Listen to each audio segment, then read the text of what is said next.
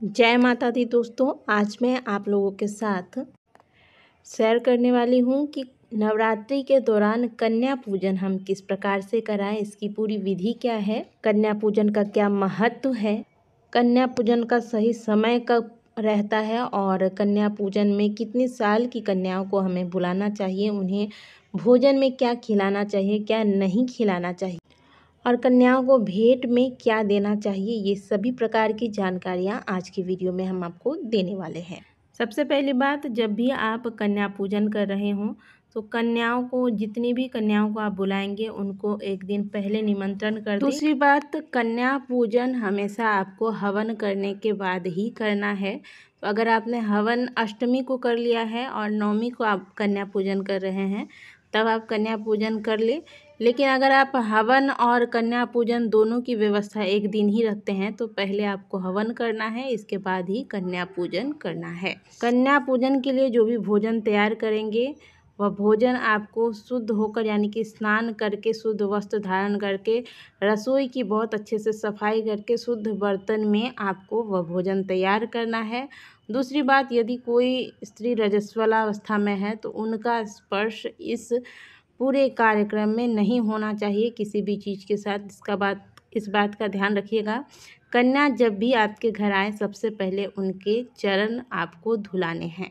किसी पात्र में आप शुद्ध जल डालें, थोड़ा सा गंगा जल डालें, थोड़ा सा दूध 1-2 चम्मच उसमें डाल दें और जितनी भी आपकी कन्याएं हैं सभी कन्याओं का इस प्रकार से इस जल द्वारा एक पात्र में पैर रखकर इनका पैर आपको अपने हाथों से धुलाना है। पैर धोने के बाद जो जल बचता है, इस जल का आप पूरे अपने घर में छिड़काव करें और इस जल को, बाकी जो बच जाता है जल, इसे किसी फूल के गमले में डाल दें। इससे आपके घर में पवित्रता आती है। अब कन्या किस उम्र की बुलाएं, ये भी एक सवाल है। तो जितनी छोटी उम्र की कन्या, 2 से 5 साल की कन्या अगर आपको मिल जाती है तो यह सबसे अच्छा है। वैसे तो 10 साल तक की कन्याओं को बुलाया जाता है, लेकिन 2 से 5 साल की कन्याओं को बुलाना सबसे ज़्यादा शुभ है।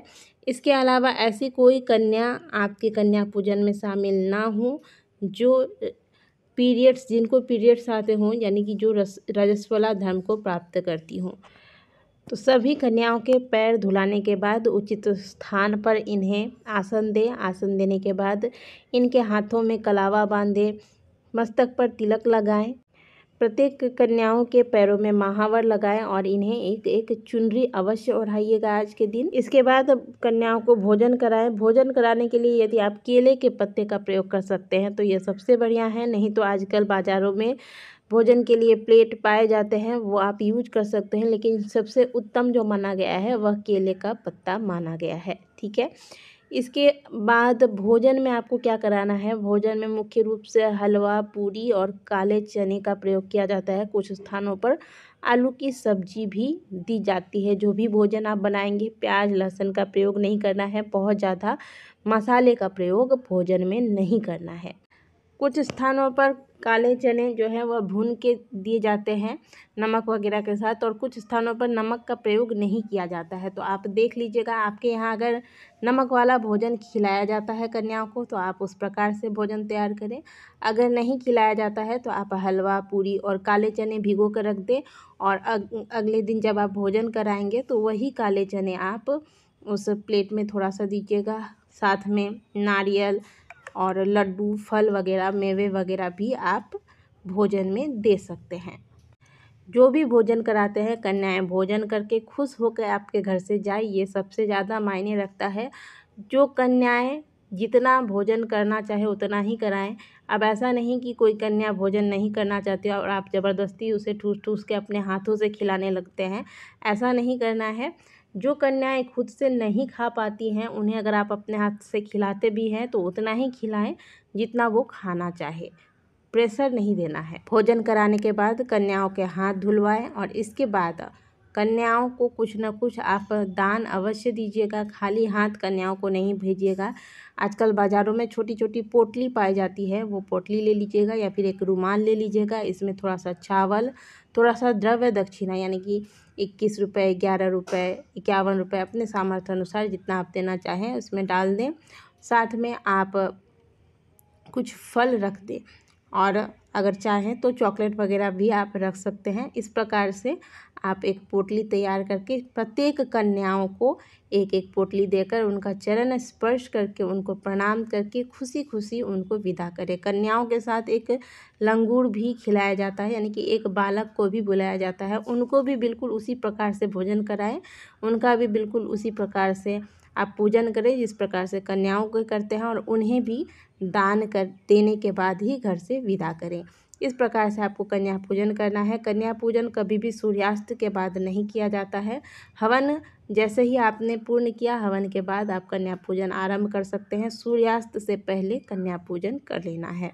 कन्याओं का भोजन हो जाने के बाद जब आप उनका हाथ वगैरह धुला देते हैं, उनको दान दे देते हैं, इसके बाद जब कन्या जाने लगती हैं तो उनके चरण स्पर्श करके उन्हें प्रणाम करें, हाथ जोड़कर उनसे कहें कि आप सभी प्रसन्न होकर हमारे घर से विदा लीजिए और फिर अगली बार अवश्य आइएगा, अपनी कृपा हम पर बनाए रखिएगा। इस प्रकार से प्रार्थना करके तब कन्याओं को विदा कीजिए।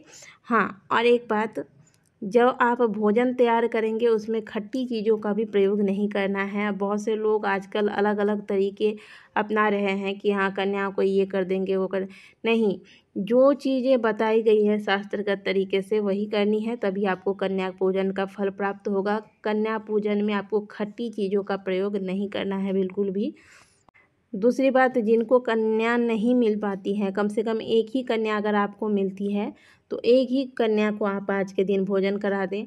और अगर एक भी कन्या नहीं मिलती है तो किसी मंदिर में चले जाएं। मंदिरों में आज के दिन कंजक पूजे जाते हैं, वहाँ आप अपनी तरफ से जो भी खीर हलवा पूरी वगैरह बनाते हैं, अपने तरफ से पंडित जी से बात करके वहाँ कन्याओं को भोजन करा दें।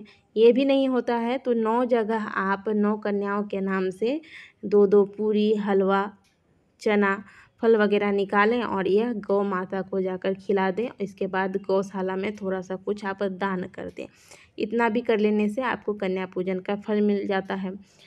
दूसरी बात, आजकल लोग कन्याओं को अलग अलग तरह के गिफ्ट देते हैं, तो जो भी आप गिफ्ट देना चाहें, पढ़ाई लिखाई से जुड़ी हुई सामग्री या खिलौना वगैरह जो भी देना चाहें ज़रूर दें, लेकिन कुछ द्रव्य दक्षिणा उसमें अवश्य दें। इससे घर में धन की कभी कमी नहीं होती, हमेशा घर में जो भी धन आता है उसमें बरकत होता है।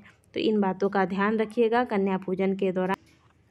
कन्या पूजन के बाद ही आपका जो व्रत है वो पूर्ण होता है, लेकिन कन्या पूजन के बाद आपको व्रत तोड़ना नहीं है, क्योंकि कन्या पूजन आप नवमी में करेंगे और व्रत का पारण, नवरात्रि व्रत का पारण आपको दशमी में करना है, जब आप कलश जो है उसका विसर्जन कर देते हैं, जवारे निकाल लेते हैं। इसके बाद आपको व्रत का पारण करना है।